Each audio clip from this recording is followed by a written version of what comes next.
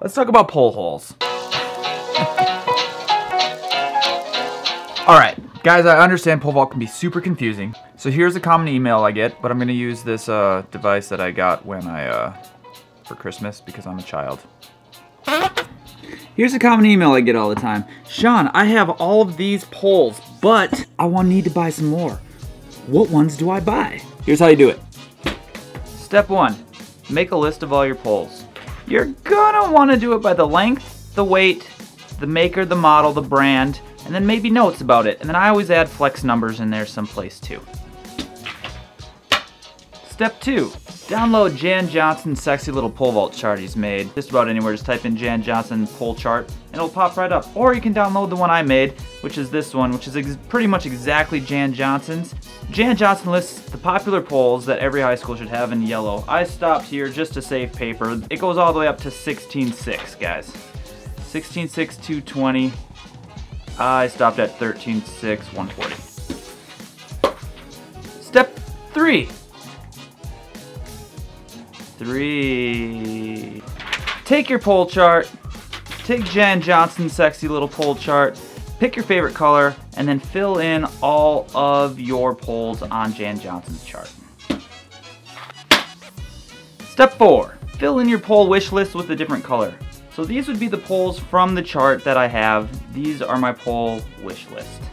Now let me show you how this chart works. As you can see, we have different lengths. We have a 10 foot, 10.6, all the way up to whatever.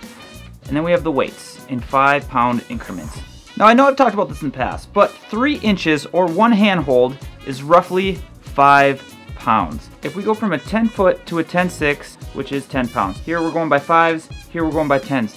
Anything in this row horizontally is the same pole. So a 10 140, a 10.6 130, 11 120, those are all the same pole. Got it? So when deciding what poles you need, you look at what you have. You have an 11 110, an 11 120. So the next pole you would need would be either down one or a diagonal. So it would either be this guy or this guy. So the next pole after that would either be this guy or this guy. Does that make sense? So here's another example. We got a green one here. We could either go down a space or diagonal. That's how you figure out what poles you need. Guys, does that make a little sense? It can get a little confusing. It's up to you if you want to go over in length or if you want to go up in weight. It depends on the athletes you need. It depends on how your line progresses. For example, there's some holes here, you know, so did he want to stay on a 12-foot line or did he want to go to 12.6s? And that's a matter of preference. It's up to you guys. I mean, that's just that's part of the art of pole vault where you get to play and mingle and do your own thing.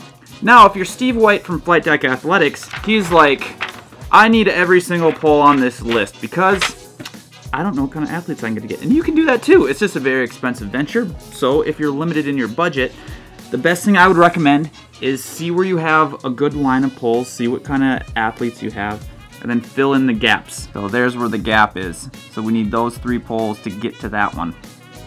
So this is what I recommended, but there's a lot of ways to do it. When I finish kind of setting up this Excel sheet for you guys, I will let you know and I will put it up so you can download it.